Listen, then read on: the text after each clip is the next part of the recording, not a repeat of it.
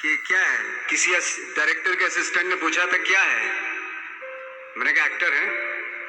बोले दिखने से तो लगते नहीं हो एक्टर हो। तो क्या होता था कि इंडस्ट्री में हमेशा ये चलन था कि एक्टर हीरो जो होता है वो 6 फुट का होता है और गोरा होता है और लंबा चौड़ा बल्ले छल्ले होते हैं। मतलब हम तो बस ऐसे ही चले गए थे, ऐसा ऐसा ऐसा समझता था वो।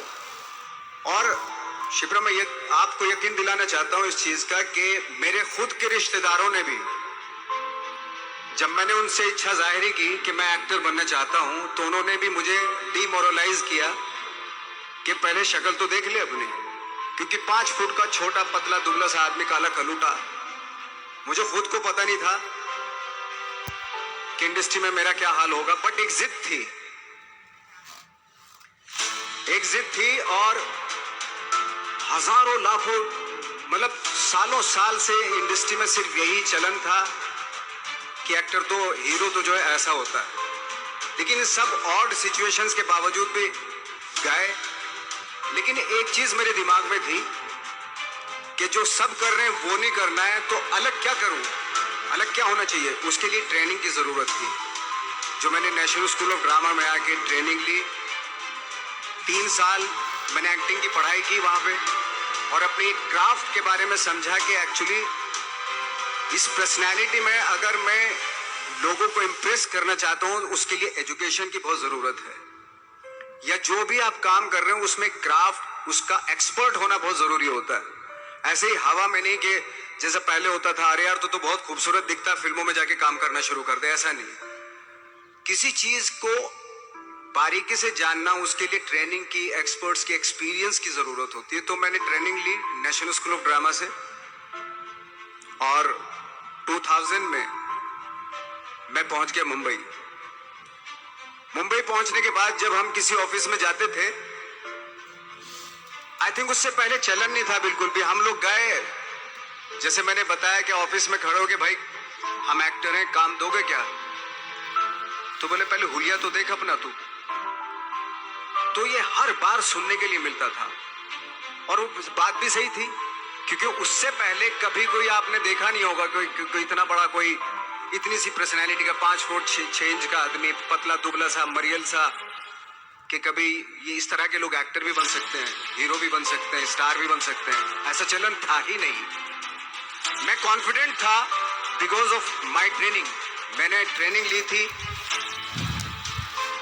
और अपनी क्राफ्ट के बारे में बहुत अच्छे से जानता था, और उस चीज का सिर्फ कॉन्फिडेंस था मुझे कि आज नहीं तो कल, कल नहीं तो परसों, या 10 साल या 20 साल या 30 साल के बाद नंबर जरूर आएगा मेरा। मैंने कभी भी अपने को टारगेट नहीं किया, टारगेट नहीं दिया मैंने कि अगर 2 साल ट्राई करके देखता हूं उसमें, अगर हो गया तो ठीक है, वरना कोई दूसरा फील्ड अपना लूंगा। ऐसा कभी नहीं। जिस चीज का पैशन होता है, जज्बा होता है, अगर आप दिल से चाह लो ना, तो पूरी दुनिया झुक जाती है उसके ऊपर। उसको पूरा करने के लिए पूरी कायनात एक हो जाती है कि इस आदमी की जिद के लिए, इस आदमी की जिद के आगे झुकना पड़ेगा, और पूरी दुनिया झुकती है आपकी जिद के आगे। लेकिन आपको जिद्दी होना पड़ता है, आपको बहुत सारे सेक्रीफाइस भी करने पड़ते हैं, क्योंकि ये आपने चाहा है। परीक्षा देनी पड़ती है आपको, जितना बड़ा इम्तिहान होगा उतनी बड़ी परीक्षा भी देनी पड़ेगी। आसान काम नहीं है। छोटे छोटे टारगेट बनाएंगे तो छोटों में निपटारा हो जाएगा। हमेशा अपने आप को टारगेट बढ़ा दो। तो उसके लिए हमेशा अपने आप को अनकंफर्ट जोन में डालो, कि जो इम्पॉसिबल है उसको पॉसिबल करने की शिद्दत, पैशन आपके अंदर होना चाहिए, वो हो जाता है।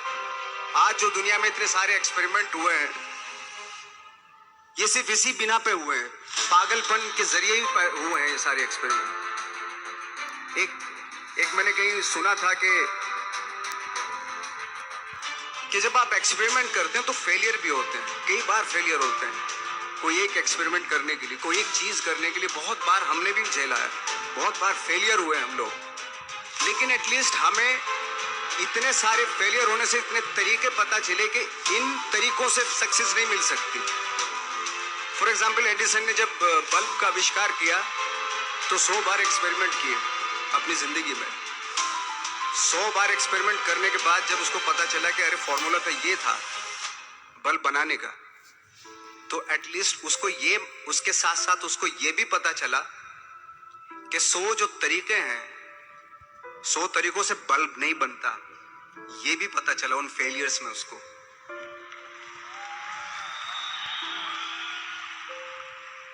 जब हम लोग मुंबई आए तो हमें मालूम था हमारे पास पर्सनैलिटी नहीं है, हमारे पास बैक नहीं है, या हमारे फादर दादा परदादा तो फिल्म इंडस्ट्री में है नहीं, हम ही हैं, तो हमें क्या करना चाहिए।